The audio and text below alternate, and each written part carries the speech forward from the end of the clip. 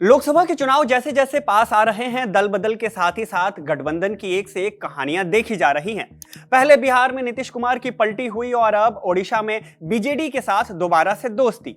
BJP लगातार अपने पुराने दोस्तों को एनडीए के खेमे में जोड़ने की कवायद कर रही है। खैर, ओडिशा में 25 साल से सत्ता में होने के बाद भी बीजेडी क्यों थामना चाह रही है बीजेपी का हाथ? कब और क्यों हुआ था दोनों ही दलों का गठबंधन और क्यों 11 साल तक पूरे राज्य में दबदबा बनाने के बाद टूटा था? ओडिशा की 21 में से 12 लोकसभा सीटों पर कब्जा करने के बाद भी दोबारा से क्यों लग रही है दोस्ती रिपीट की अटकलें? स्विच एक्सप्लेन की इस वीडियो में विस्तार से बात होगी ओडिशा की राजनीति की और उन पहलुओं की जिनके चलते लहर में चलने के बाद भी बीजेपी ने नवीन पटनायक की पार्टी बीजेडी से बातचीत कर उन्हें अपने खेमे में लाने की कोशिश कर रही है। हेलो एंड वेलकम, मैं हूं शुभम और आप देख रहे हैं स्विच। अब की बार 400 पार, इस नारे के साथ बीजेपी ने साल 2024 के लोकसभा चुनाव का सफर शुरू कर दिया। दावा किया गया कि इस बार हमारी जीत नहीं बल्कि प्रचंड जीत होगी। पिछली बार खुद 303 सीट जीतने वाली बीजेपी ने अपने अलायंस यानी एनडीए के साथ 353 सीटों पर जीत दर्ज की थी। इस बार अकेले ही 370 सीटों पर जीत और एनडीए को 400 पार पहुंचाने के लिए जमकर प्रयास किए जा रहे हैं। अब क्योंकि जीत बड़ी पानी है तो दल बल भी बढ़ाना जरूरी है। बस इसी नीति के तहत बीजेपी एनडीए के पुराने साथियों की घर वापसी कराने में लगी हुई है। पहले बिहार में नीतीश कुमार को एनडीए के कुनबे में लाया गया तो अब ओडिशा की सबसे बड़ी पार्टी बीजू जनता दल यानी बीजेडी को 15 सालों के बाद एनडीए में दोबारा से शामिल करने की पूरी तैयारी लग रही है। इसके अलावा अटकलें लगाई जा रही हैं कि जल्द ही पंजाब की शिरोमणि अकाली दल भी दोबारा से एनडीए के कुनबे में शामिल हो सकती है, जो कभी कृषि कानून के विरोध में कुनबा छोड़कर चली गई थी। लेकिन इन सब हलचलों के साथ कई सवाल हैं जो हर वोटर के मन में, खास करके जो फर्स्ट टाइम वोटर है उनके मन में होंगे। अब दोनों पार्टी क्यों एक दूसरे के साथ दोबारा आ रही, इसका जवाब तो देंगे ही, लेकिन पहले जान लेते हैं कि दोनों दलों की दोस्ती की शुरुआत कब और क्यों हुई और दोनों दल अलग अलग कब और क्यों हुए। फर्स्ट टाइम वोटर्स के जहन में इस खबर के बाद सबसे पहला और सबसे जायज सवाल है कि दोनों पार्टियों का गठबंधन कब हुआ था और क्यों। तो पहले वही जान लेते हैं। दरअसल इस गठबंधन की कहानी शुरू हुई थी साल 1998 में। जनता दल के कद्दावर नेता और ओडिशा के पूर्व मुख्यमंत्री बीजू पटनायक की मृत्यु के बाद बीजू के वफादारों ने 26 दिसंबर साल 1997 को उनकी विरासत को आगे बढ़ाने के लिए एक क्षेत्रीय पार्टी बीजू जनता दल का गठन किया। दिलचस्प बात यह थी कि बीजू पटनायक के परिवार से किसी भी सदस्य ने राजनीति में हाथ नहीं आजमाया। अंत में बीजू पटनायक के सबसे छोटे बेटे नवीन पटनायक को उस समय राजनीति में लाया गया। यह वो दौर था जब बीजेपी ओडिशा में अपना आधार स्थापित करने के लिए संघर्ष कर रही थी।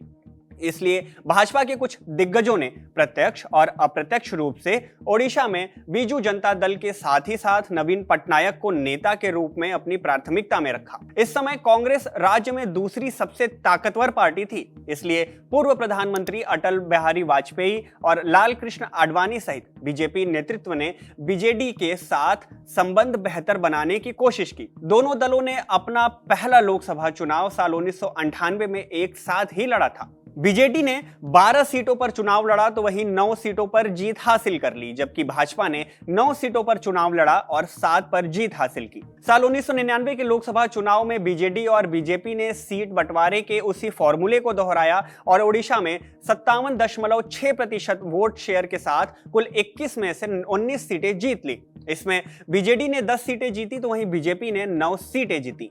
साल 2000 में पहली बार दोनों दलों ने एक साथ विधानसभा का चुनाव लड़ा, जिसमें नवीन पटनायक पहली बार मुख्यमंत्री बने थे। उस चुनाव में बीजेडी ने 84 सीटों पर लड़ाई लड़ी और 68 सीटें जीत ली और वहीं बीजेपी ने कुल 63 सीटों पर लड़ाई लड़ी और 38 सीटें जीत ली। साल 1998 से लेकर साल 2009 तक दोनों ही पार्टियों ने मिलकर इस 11 साल के काल में 3 संसदीय चुनाव और 2 विधानसभा चुनाव लड़े। दोनों ही पार्टियों ने 4:3 सीट बंटवारे के फॉर्मूले पर राज्य में शासन किया। गठबंधन में दोनों पार्टियों का ओडिशा में दबदबा रहा। दबदबा ऐसा रहा कि हर चुनाव में करीब 50% वोट गठबंधन को हासिल होते रहे। 11 सालों तक गठबंधन में चुनाव लड़ने के बाद ओडिशा की सबसे बड़ी पार्टी बीजू जनता दल ने बीजेपी से गठबंधन को खत्म कर दिया। बीजेपी और बीजेडी के अलगाव के दो मत राजनीतिक गलियारों में चलते हैं।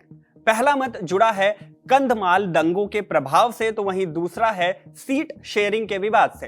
खैर, दोनों ही मामलों की जड़ जुड़ी है कंधमाल के दंगों से। साल 1998 से 2007 तक दोनों दलों में संबंध अच्छे रहे, लेकिन इसके बाद दोनों दलों के बीच संबंध तनावपूर्ण होने लगे, खासकर कंधमाल दंगों के बाद।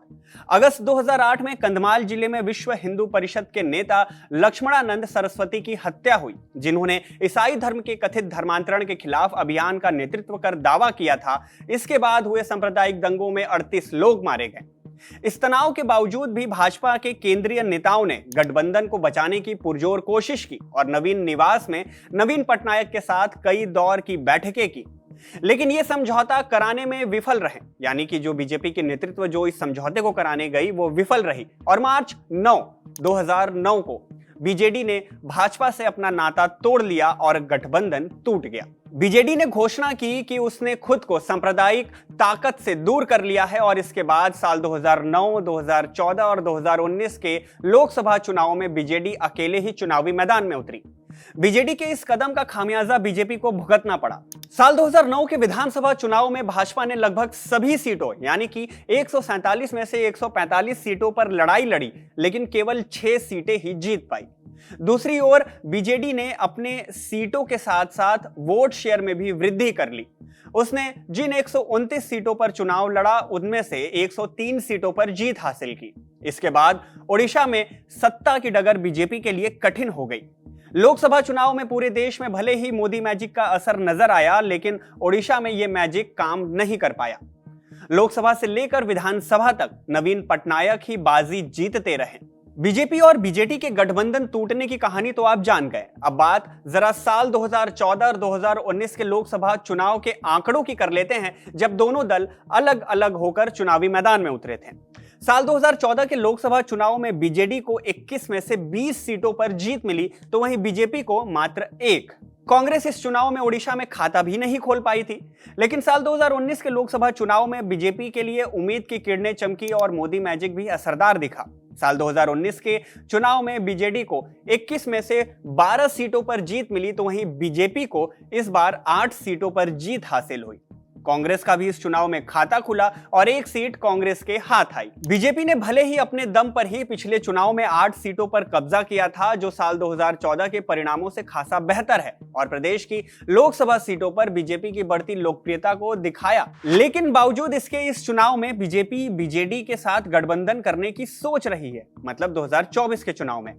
अब सवाल तो बनता ही है कि भला क्यों देश की सबसे ताकतवर पार्टी बीजेपी को इसकी जरूरत क्यों पड़ रही है।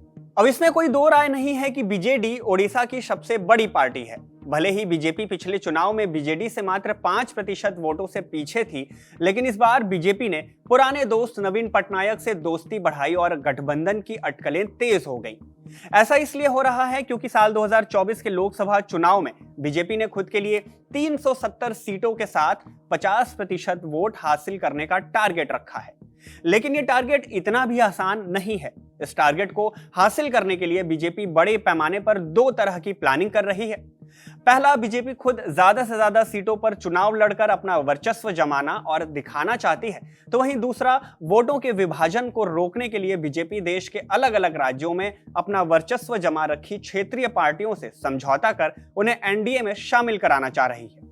इसी प्लानिंग के तहत अब तक बिहार, महाराष्ट्र, उत्तर प्रदेश, तमिलनाडु, आंध्र प्रदेश जैसे तमाम राज्यों में बीजेपी ने नए दोस्त चुने, तो वहीं अपने पुराने दोस्तों को दोबारा से एनडीए के खेमे में लाने की कोशिश कर रही है। इसी प्लानिंग के तहत बीजेपी ने ओडिशा में भी अपने पुराने पार्टनर से दोस्ती की, जिसके साथ उनका गठबंधन का 11 साल का अनुभव शानदार रहा। प्रधानमंत्री नरेंद्र मोदी के साथ बीजेडी सुप्रीमो नवीन पटनायक के संबंध मधुर ही रहे हैं। पिछले 10 सालों में दोनों नेताओं ने एक दूसरे का सम्मान रखा। इसका असर रहा कि नवीन पटनायक ओडिशा में बिना टेंशन शासन चलाते रहे। चुनावी जंग के बीच भी नवीन पटनायक मजे हुए राजनेता की तरह केंद्र से रिश्ते बनाए रखे। उन्होंने नरेंद्र मोदी को नोटबंदी, आर्टिकल 370, सीएए और जीएसटी जैसे तमाम मुद्दों पर समर्थन दिया। साथ ही सर्जिकल स्ट्राइक के मुद्दे पर जब कुछ विपक्षी पार्टियां सरकार से सबूत मांग रही थी, तब बीजेडी ने खुले तौर पर सरकार को समर्थन किया था। अब दोनों ही पार्टियों के एक बार फिर से चुनावी संग्राम में एक साथ दिखने की संभावना है। कम से कम इस स्टोरी के पब्लिश होने तक तो यही संभावना थी। और अगर ऐसा हुआ तो दोनों पार्टियों के सीटों के समीकरण का एक अलग हिसाब किताब दिखाई देगा, क्योंकि ओडिशा में लोकसभा और विधानसभा चुनाव एक साथ होते हैं। ओडिशा में जहां लोकसभा की 21 सीटें हैं, वहीं विधानसभा की कुल 147 सीटें हैं।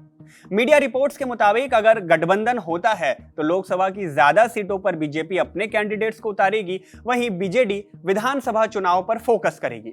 वैसे भी जब दोनों में गठबंधन नहीं था तो एक तरह से लोकसभा और विधानसभा की सीटों को लेकर आपसी अंडरस्टैंडिंग होती थी। अब जब इस अंडरस्टैंडिंग के गठबंधन में बदलने की पूरी संभावना है तो देखने वाली बात होगी कि ये गठबंधन बीजेपी के अब की बार 400 पार वाले नारे को कितना मजबूत करने वाला साबित होता है। आप कमेंट बॉक्स में जरूर बताइएगा कि इस 400 पार वाले नारे पर आपकी क्या राय है। आपको क्या लगता है कि क्या बीजेपी का ये नारा सच में तब्दील हो पाएगा या सिर्फ फसाना बनकर रह जाएगा? चुनाव से जुड़ी ऐसी ही वीडियोस पाने के लिए आप सब्सक्राइब करें स्विच को।